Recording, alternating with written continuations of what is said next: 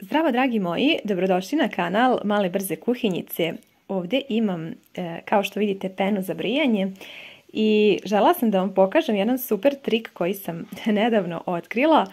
Mislim da će vam biti mnogo praktičan i od koristi, pa idemo sada da ga isprobamo da vidite o čemu se radi.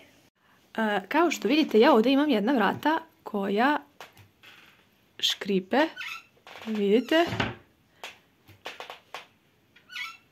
Znači, ova kuhinska vrata škripe. Sada, svi vrlo dobro znate da obično koristimo onu mast i margarin da bi tako nešto rešili. A ja sam otkrila da možete jednostavno namazati samo ovu penu za brijanje i da ona može rešiti ovaj problem. Evo, ja ću još jednom snimiti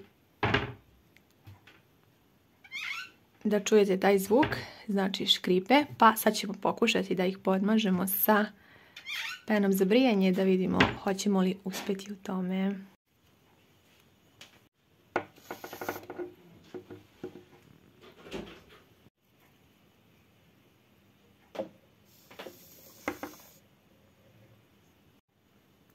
Sada ćemo ovako premazati i jednu i drugu.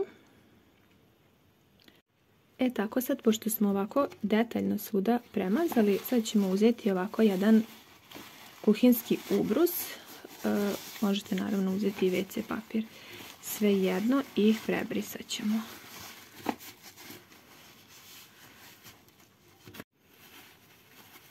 Tako dobro prebrišite. I sada ćemo vidjeti da li smo uspjeli. Jedva čekam. Odmah ću zatvoriti vrata da vidite da nije ništa namešteno, već da je zaista sve u realnom vremenu. Sad, pošto smo obrisali, zaista se ništa ne čuje. Evo, ja ću sad ovako, neću isključivati kameru. Vrata zaista ne škripe. Evo, pogledajte. Znači, ništa nije namešteno. Vrata ne škripe. Ja vam od srca predlažem da ovaj trik isprobate. Naravno, ne samo na kuhinskim vratima, možete koristiti i za sobna vrata i apsolutno svuda gdje imate ovakav problem. Ova pena će vam sigurno pomoći. Sada ćemo još jednom isprobati da otvorimo i zatvorimo vrata, da vidite da ona zaista više ne škripe. Tako da smo uspjeli da rešimo ovaj problem veoma lako i jednostavno. Nadam se da vam je ovaj trik bio od koristi. Ukoliko niste znali za njega, ljubim vas sve puno, pa se vidimo u nekom novom videu. Ćao!